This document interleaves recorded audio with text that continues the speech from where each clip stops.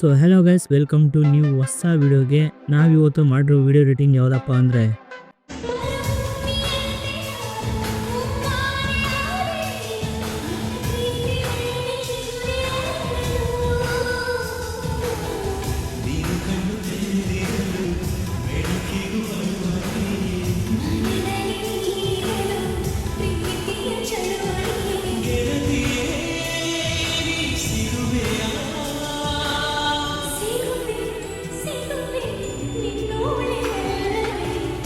So ನೋಡೋದಲ್ವಾ, ಈ ರೀತಿ ವಿಡಿಯೋನ ಹೇಗೆ ಕ್ರಿಯೇಟ್ ಮಾಡ್ಕೊಳ್ಬೇಕು ಅಂತ ಸಿಂಪಲಾಗಿ ನೋಡೋಣ. ಅದಕ್ಕಿಂತ ಮುಂಚೆ ನೀವೇನಾದರೂ ಈ ವಿಡಿಯೋಗೆ ಲೈಕ್ ಮಾಡಿಲ್ಲ ಅಂದರೆ ಲೈಕ್ ಮಾಡ್ಕೊಳ್ಳಿ. ಹಾಗೆ ನಮ್ಮ ವಿಡಿಯೋನ ಯಾರಾದರೂ ಹೊಸದಾಗಿ ನೋಡ್ತಾ ಇದ್ದರೆ ಪ್ಲೀಸ್ ಚಾನಲ್ನ ಸಬ್ಸ್ಕ್ರೈಬ್ ಮಾಡಿಕೊಂಡು ಬೆಲ್ ಐಕನ್ನ ಆಲಲ್ಲಿ ಸೆಟ್ ಮಾಡ್ಕೊಳ್ಳಿ.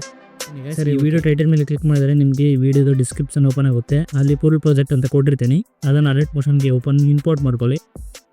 ಓಪನ್ ಅಲ್ಲ, ಮತ್ತೆ ಇಂಪೋರ್ಟ್ ಮಾಡ್ಕೊಂಡ್ಮೇಲೆ ನಿಮ್ಗೆ ಈ ರೀತಿ ಬರುತ್ತೆ. ಈ ರೀತಿ ಬಂದಮೇಲೆ ಈ ರೀತಿ ಮುಂದೆ ತಳ್ಕೊಂಡು ಹೋಗಿ ಇಲ್ಲಿ ಬ್ಲ್ಯಾಕ್ ಲೇಯರ್ ಕೊಟ್ಟಿರ್ತೀನಿ ಗೈಸ್. ಇಲ್ಲಿ ನಾನು ಫೋಲ್ಡರ್ ಸೆಲೆಕ್ಟ್ ಮಾಡ್ಕೊಳ್ತೀನಿ. ನಿಮ್ಮ ಫೋಟೋಸ್ ಯಾವ ಫೋಲ್ಡರಲ್ಲಿದೆ ಅದನ್ನು ಸೆಲೆಕ್ಟ್ ಮಾಡಿಕೊಂಡು ಈ ರೀತಿ ಆ ಬ್ಲ್ಯಾಕ್ ಲೇಯರ್ ಮೇಲೆ ಕ್ಲಿಕ್ ಮಾಡಿಕೊಂಡು ಕಲರ್ ಆ್ಯಂಡ್ ಫಿಲ್ ಮೇಲೆ ಕ್ಲಿಕ್ ಮಾಡಿ ಈ ನಂಬರ್ಸ್ ಮೇಲೆ ಕ್ಲಿಕ್ ಮಾಡಿ ನಿಮ್ಗೆ ಯಾವ ಫೋಟೋ ಬೇಕೋ ಆ ಫೋಟೋನ ಈ ರೀತಿ ಆ್ಯಡ್ ಮಾಡ್ಕೊಳ್ಳಿ. ಮತ್ತು ಮುಂದೆ ಹಿಂಗೆ ಸ್ಕ್ರಾಲ್ ಮಾಡ್ತಾ ಹೋಗಿ ಮತ್ತು ಇಲ್ಲೊಂದು ಬ್ಲ್ಯಾಕ್ ಫೋಟೋ ಬಂತು, ಇದ್ರ ಮೇಲೆ ಕ್ಲಿಕ್ ಮಾಡ್ಕೊಳ್ಳಿ. ಈ ಕಲರ್ ಆ್ಯಂಡ್ ಫಿಲ್ ಮೇಲೆ ಕ್ಲಿಕ್ ಮಾಡ್ಕೊಳ್ಳಿ.